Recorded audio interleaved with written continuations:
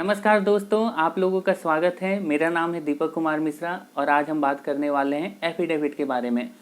आप में से बहुत लोगों को पता होगा कि एफिडेविट क्या है और उसके क्या यूजेस हैं। आज हम उसी को, जिन लोगों को नहीं पता है उसके बारे में ही डिस्कस करने वाले हैं कि एफिडेविट होता क्या है।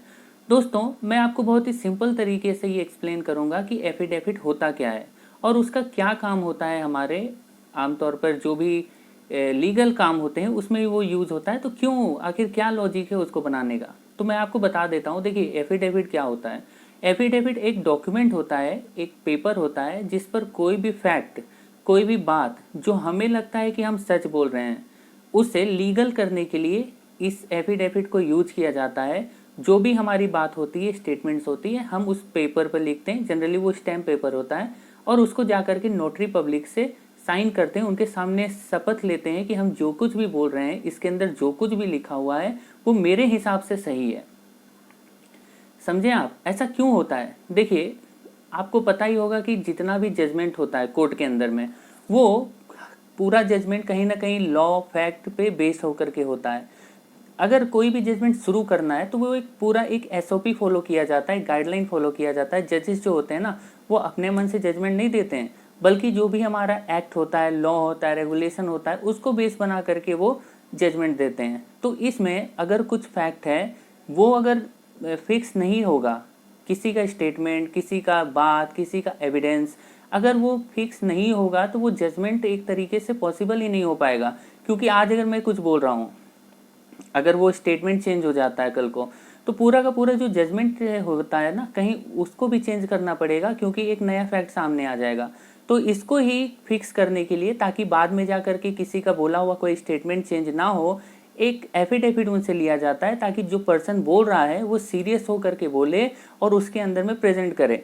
अगर बाई चांस कल को उसमें कोई गलती नजर आती है या फिर कोई झूठ पकड़ा जाता है उस व्यक्ति के, तो उसके खिलाफ भी सजा हो सकती है और होती ही है। अगर कोई एफिडेविट में गलत लिखता है तो उसके खिलाफ भी सजा होती ही है।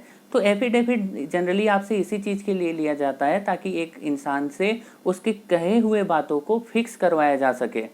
ओके, लॉजिकल मीनिंग भी मैंने आपको बता दिया है, अब आपको पता चल गया होगा। देखें, एग्जाम्पल मैं बताता हूँ कि हम जैसे बहुत जगह पर इस एफिडेविट को यूज करते हैं। जैसे कि मान लीजिए कभी नाम चेंज करना हुआ, तो आपको पता ही है नाम चेंज करने में एफिडेविट लगता है। या फिर और दूसरा, कभी हमें कोई भी केस फाइल करना होता है तो उसमें हमसे एफिडेविट मांगा जाता है। तो ये सब मांगने का यही कारण होता है कि जो भी हम बोल रहे हैं वो कोर्ट के पास जाएगा, वो हमारे जजेस के पास जाएगा और उस स्टेटमेंट को वो बेस करके आपकी बात को समझेंगे, आपके पॉइंट को समझेंगे, ताकि वो अपना जजमेंट, अपना लॉ, कानून, अपना जो भी एक्सपीरियंस है उस फैक्ट के बेसिस में अप्लाई करें और उसके बेसिस में आपका जजमेंट हो। बार बार आप अगर आके न्यू फैक्ट रिप्रेजेंट करेंगे उनके सामने, नया स्टेटमेंट देंगे, न्यू सबमिशन करेंगे, तो ये जजमेंट कभी देना पॉसिबल ही नहीं हो पाएगा। तो कोई ना कोई बात है जिसको आपको फिक्स करना पड़ेगा ना, अदरवाइज जजमेंट कैसे हो पाएगा। तो इसी चीज को फिक्स करने के लिए, पर्सन को हेल्ड रिस्पॉन्सिबल करने के लिए, जो भी पर्सन कुछ भी बात बोल रहा, जो गवाही दे रहा है, तो उसके बात को फिक्स करने के लिए ये एफिडेविट यूज किया जाता है। ओके, उम्मीद है आपको ये समझ में आया होगा कि एफिडेविट क्या है और इसको क्यों यूज किया जाता है। और आपको देखिए, ऐसा कोई भी लीगल टर्म्स का या किसी भी तरीके का वीडियो चाहिए, आप मेरे को जरूर कमेंट में बताएं, मैं आपके लिए उसको बहुत ही सिंपल टर्म्स में बना दूंगा। ओके, आपका काम है दोस्तों कि आप इस चैनल को देखिए, ये चैनल नया है तो आपको ही सपोर्ट करना होगा हमें। तो इसके लिए आप इस चैनल को खुद सब्सक्राइब कीजिए, अपने दोस्त यार को भी इस वीडियो को फॉरवर्ड कर दीजिए और इस चैनल को सब्सक्राइब कर लीजिए। फिर से मैं बोल दिया ओके, उम्मीद है आप जरूर इस चैनल पे दोबारा विजिट करेंगे। तो चलिए, हम किसी और दिन मिलते हैं, किसी और टॉपिक पे बात करेंगे।